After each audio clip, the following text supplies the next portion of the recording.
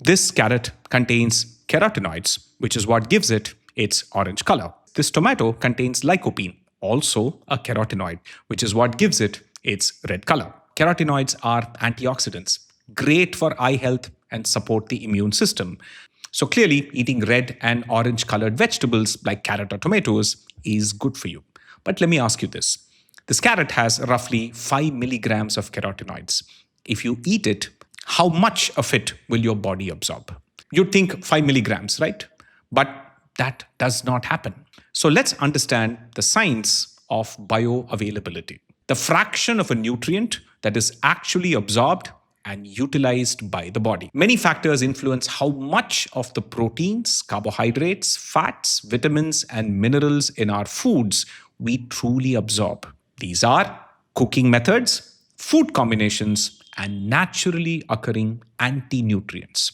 We will explore how key nutrients from commonly consumed Indian foods are absorbed, how cooking and combining foods can enhance or reduce absorption. And you will learn some truly surprising things. And by the end of the video, we will answer the question in the title. Was your grandmother right? Does science validate her rules about what to eat, how to cook, and what foods to combine? Let's start with protein, the one macronutrient Indians are mostly deficient in. The average Indian diet tends to be high on carbohydrates and fats and low on protein. But surprisingly, Indians have figured out ways to maximize what they can get from whatever foods they have historically had access to. Proteins must be broken down into amino acids to be absorbed. The proportion absorbed depends on the protein's source and how it is prepared. Animal proteins, eggs, milk, meat, are complete, meaning that it has all essential amino acids in the proportion required by the human body and is highly digestible, whereas many plant proteins are slightly less digestible or lack some amino acids. For example, eggs and milk have a protein digestibility corrected amino acid score, PDCAS, of 1. 100% of all the protein in eggs or milk can be absorbed by the body, while wheat is around 0.42. Dals fall in between. For example, cooked chana has a PDCAS of 0.78, but other dals 0.52. This means you may absorb roughly only half the usable protein from dal compared to an equal protein amount from eggs, milk, or meat. So what can you do about it, especially if you're vegetarian? Turns out, cooking generally improves protein digestibility by denaturing proteins and inactivating inhibitor molecules. A good example is eggs, which are vegetarian, by the way. You can watch my video on it. The human body absorbs nearly all of the protein from a cooked egg, but only 50% from a raw egg. Raw egg whites contain avidin, which binds biotin and antitrypsin factors that block protein digestion. Similarly, legumes like kidney beans, rajma, or chickpeas, chana, must be soaked and cooked. Raw legumes have antitrypsin and lectin compounds that can drastically reduce protein availability. In fact, raw or partially cooked dals are unsafe for consumption. This is why pressure cooking of dals, chana, rajma, is much better than boiling them, because pressure cooking more effectively destroys these inhibitors, greatly increasing available protein. So please don't believe influencers that tell you utter nonsense, like you should not cook dals in a pressure cooker. You should. Another thing Indian cuisine has done historically is to combine different plant proteins to improve protein quality. A classic combination is rice and dal, cereal plus legume. Rice is low in lysine, but dal is lysine rich, whereas dal is low in methionine, which rice provides. Together, they become a more complete amino acid profile, improving overall protein utilization. Another bunch of old Indian tricks: fermenting batters like idli, dosa, or sprouting legumes partially breaks down proteins into simpler forms, making them easier to digest and absorb. Sprouting moong dal or matar, peas, increases protein digestibility and also reduces bloating causing factors. In summary, Animal-based foods offer highly absorbable protein, around 90 to 95% digestion, while plant sources like dals are nutritious but somewhat less bioavailable. Smart preparation, soaking, pressure cooking, or sprouting, fermenting, and combining different plant foods can improve protein quality.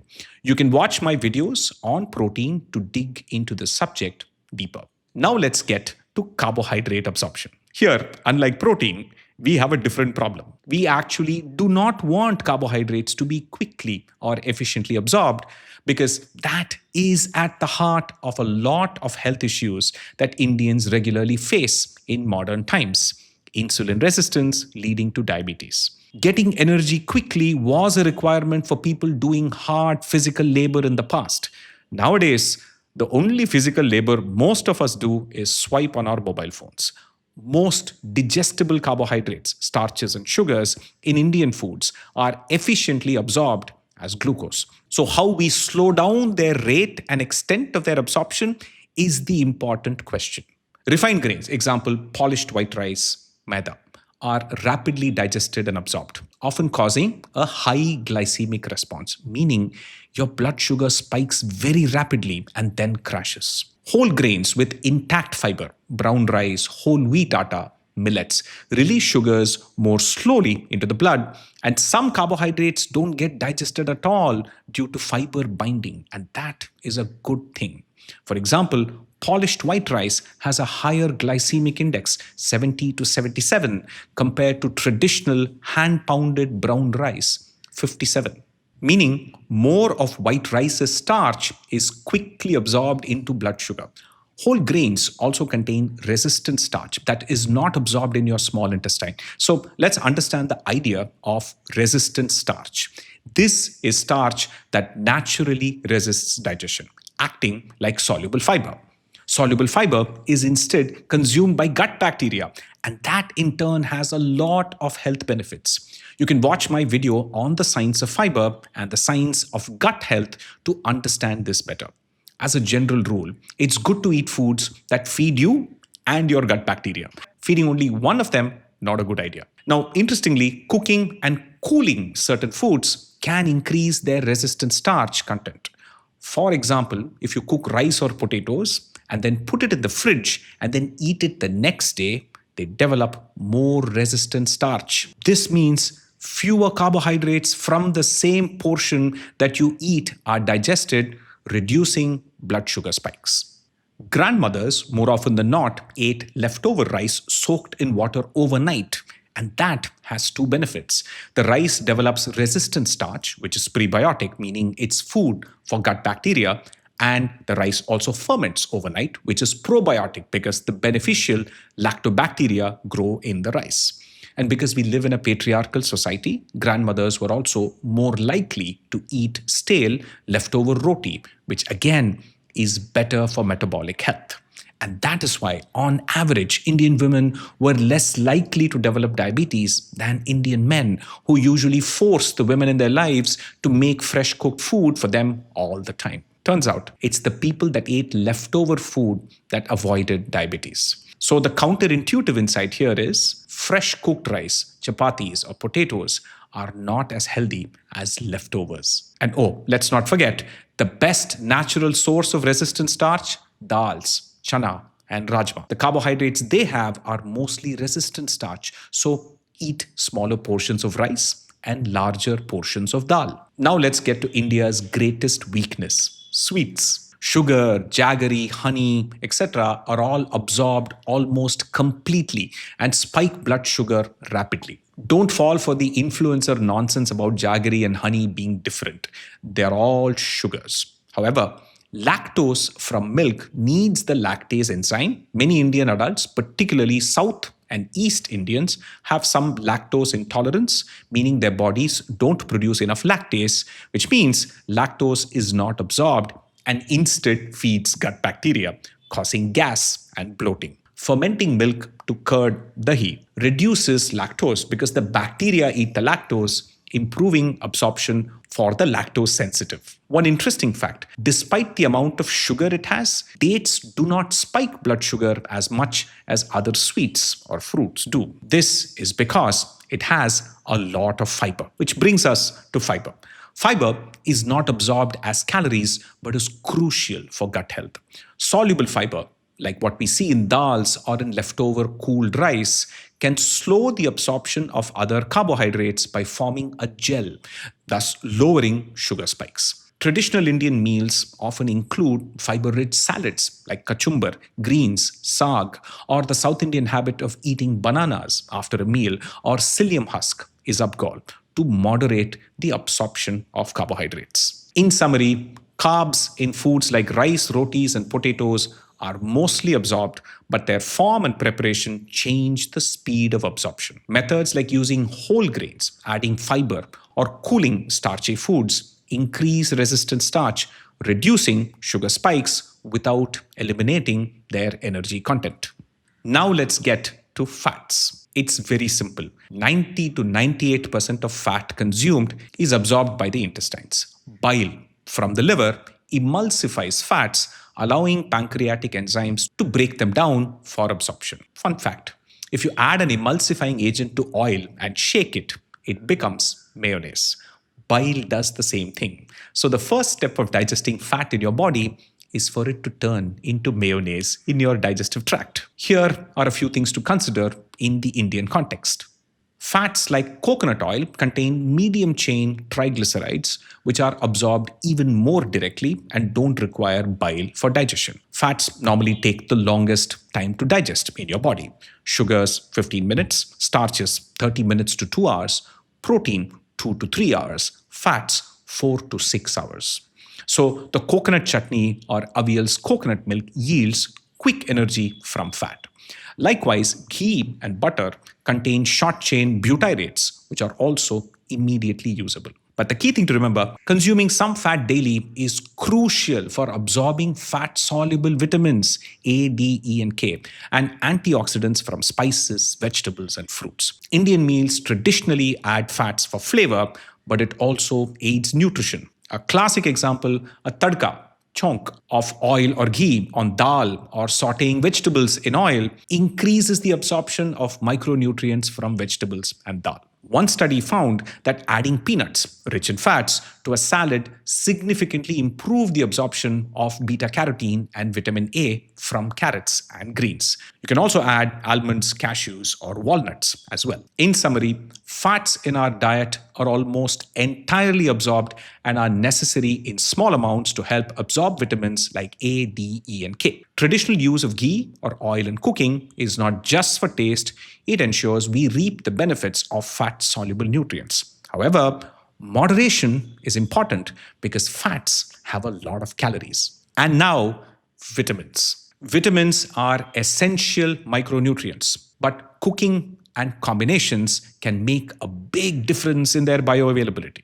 Carrots, tomatoes, mangoes, leafy greens are rich in carotenoids, which our body converts to vitamin A, retinol. But absorbing carotenoids from raw vegetables and fruits is limited by the plant cell walls and the lack of fat.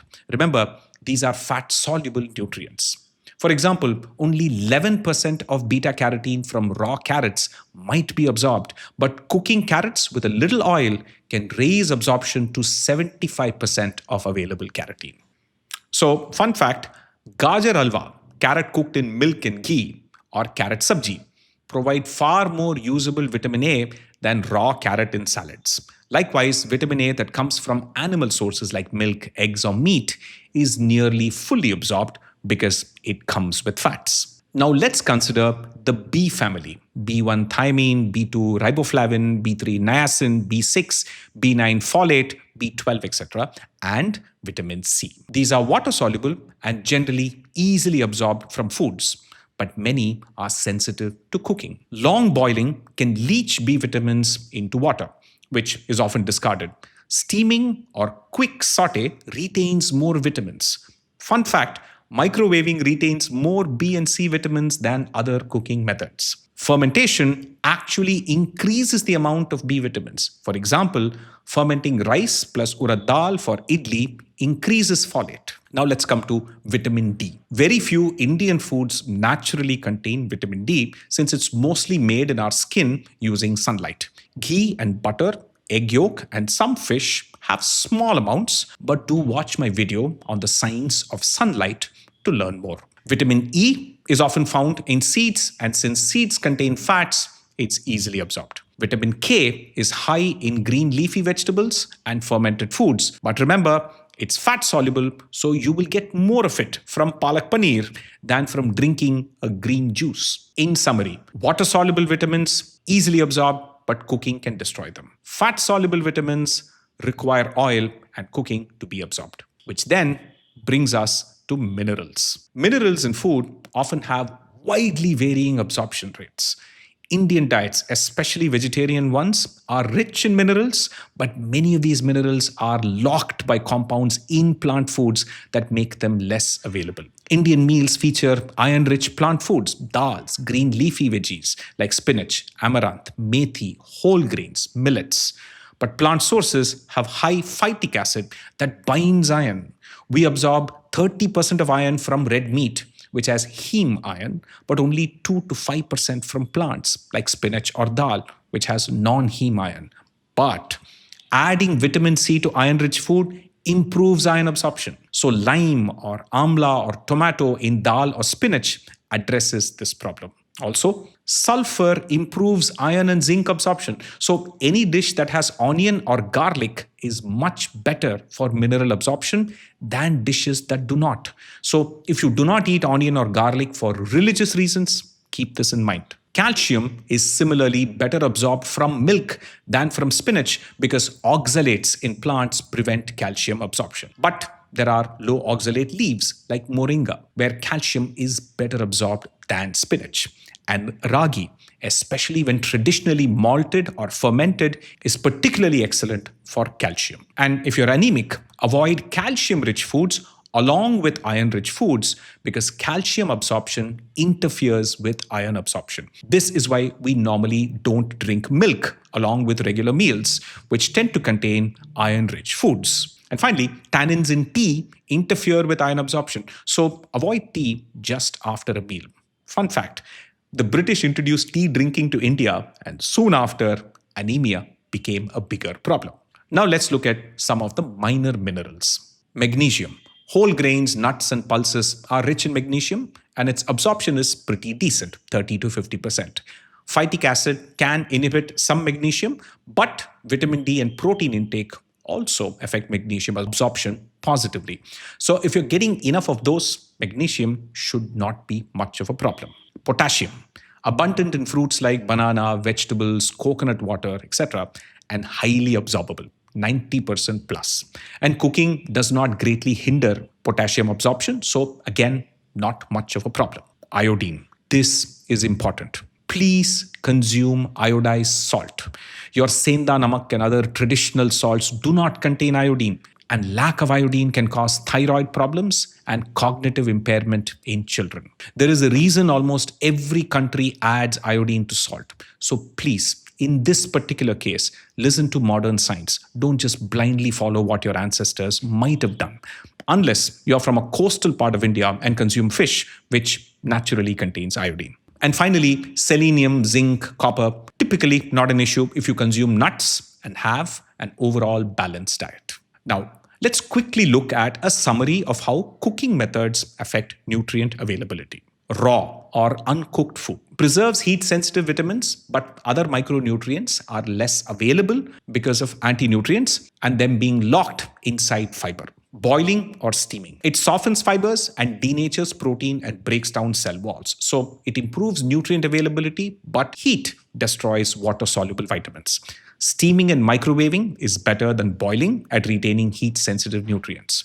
But boiling will not significantly improve absorption of fat-soluble vitamins. Sautéing in oil. This improves absorption of fat-soluble vitamins, and if you don't overheat or cook for a long time, you won't lose too much of the water-soluble vitamins. Deep frying. This will largely destroy most heat-sensitive micronutrients. Fermentation and sprouting will improve the amount and absorption of all nutrients. And now, let's look at how food combinations affect nutrient absorption.